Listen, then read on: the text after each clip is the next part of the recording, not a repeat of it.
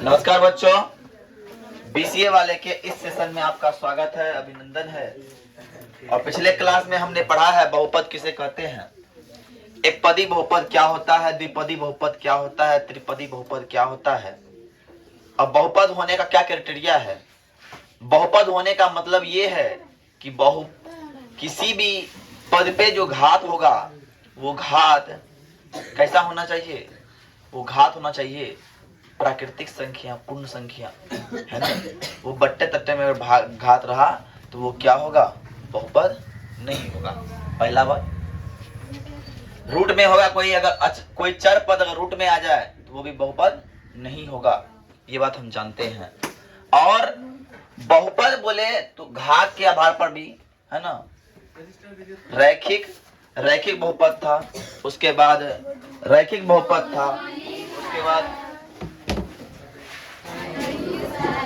रैखिक बहुपद था,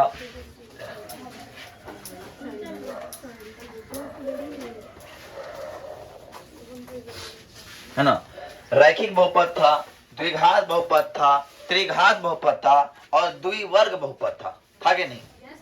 इतने बहुपद पढ़े हैं। तो हमको बोला है इन क्वेश्चन में पता करना है कौन बहुपद है, कितने चर वाले बहुपद है, जिसमें एगो चर, एक चर वाले, ध्यान समझिए, इसमें है एक्स भी है, वाई भी है, टी भी है, तो तीन चर वाले बहुपद हो गए।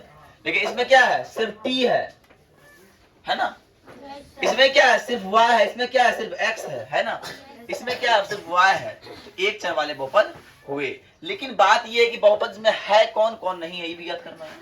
क्वेश्चन बोला है ना, क्वेश्चन बोला है कि निम्नांकित में कौन से एक चर वाले बहुपद है, कौन कौन नहीं है, कारण के साथ उत्तर दे, है ना। कौन कौन बहुपद है एक चर वाला, कौन कौन बहुपद नहीं है।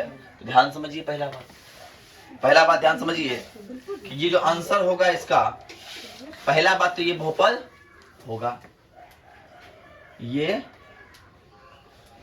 बहुपद है।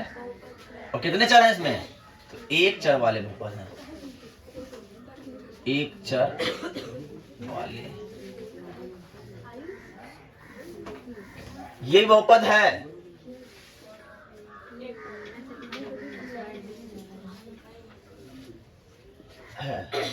और कितने, एक चर वाले।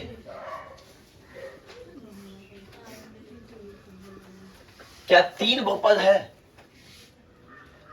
क्या तीन बहुपद है।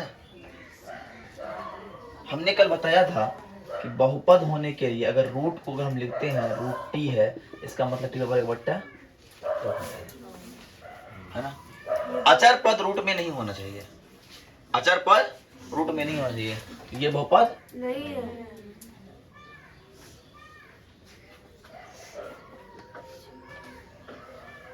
और ये बहुपद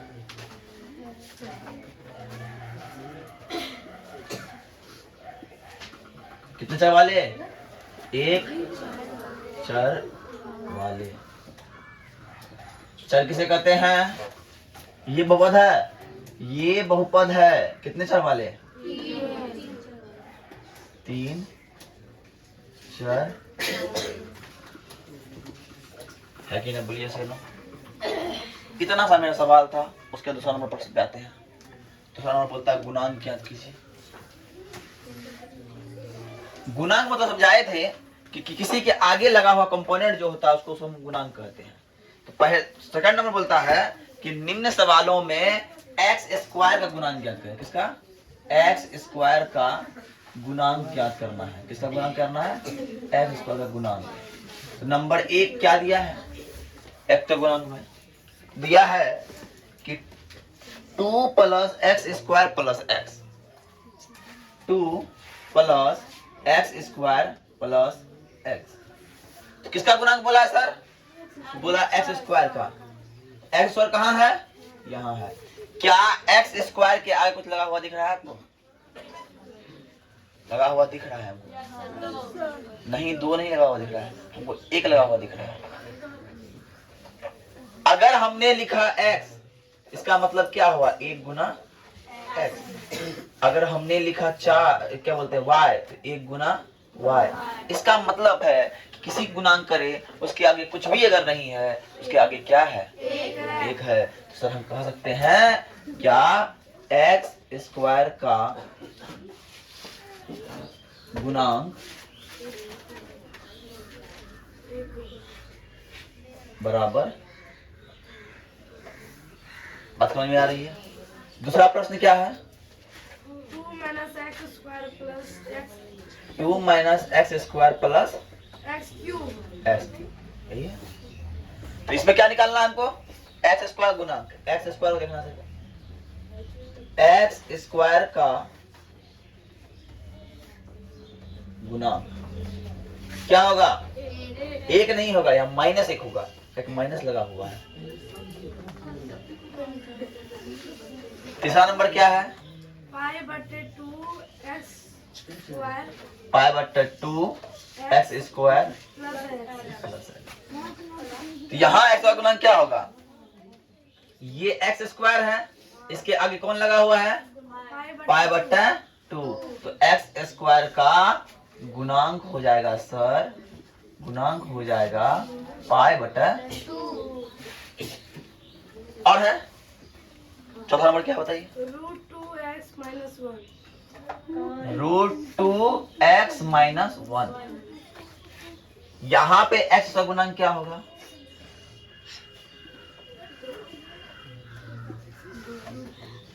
अब देखिए एक्स स्क्वायर गुणांक यहाँ पूछ रहा है, लेकिन यहाँ एक्स स्क्वायर है ही नहीं, है ही नहीं। तो हम बोलेंगे जब इस क्लास में एक्स नाम का बच्चा है ये न है, तो क्या उसका कोई दोस्त होगा? और कोई नहीं होना, कुछ नहीं होना को मैथमेटिक्स में क्या बोलते हैं? जीरो। क्या बोलते हैं? इसलिए गुणांक क्या हो जाएगा? बोलो, बात समझ में आई? हो गया 2 नंबर तक खत्म। अब तीसरा नंबर सवाल बोल रहा है 35 घात के द्विपदी और 100 घात के एक पदी का एक उदाहरण दे।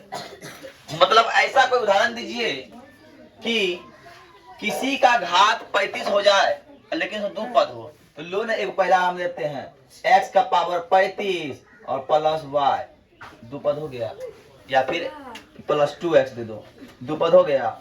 और दूसरा में क्या बोला है? 100 घात वाला कोई एक पद ही लिखना है, तो लो y का वही x पावर दी। इसका कोई भी आंसर हो सकता है, कोई आंसर निकालेगा। जानते क्या? a का पावर 35 प्लस 2a या 2l या 2m या 2y, कुछ भी निकाल सकता है ना। इसका आंसर अनंत आंसर हो सकता है। बात समझ में आई? चौथा नंबर प्रश्न क्या है? ध्यान से देखिए, प्रत्येक बहुपद का घात लिखिए। घात लिखना मतलब क्या होता है बताइए? प्रत्येक का बहुपद का घात लिखिए। पहला सवाल क्या बताइए? 5x cube plus 4x square plus 7x। इसमें से सर्वाधिक घात किसका है बताइए? कितना है? 3 है, इसलिए घात क्या हो जाएगा? दूसरा प्रश्न क्या है? 4 minus x square 4 minus x square है। यहाँ घात कितना है? सर y है वाई स्क्वायर, ये y माइनस 4 एक्स स्क्वायर, नहीं 4 minus y square 4 minus y square, चलिए 4 माइनस वाई स्क्वायर है। फिर घात कितना हो गया? 2 तीसरा सवाल क्या है? 5t minus root 7 5t minus root 7। Root 7 है, रूट 7 है।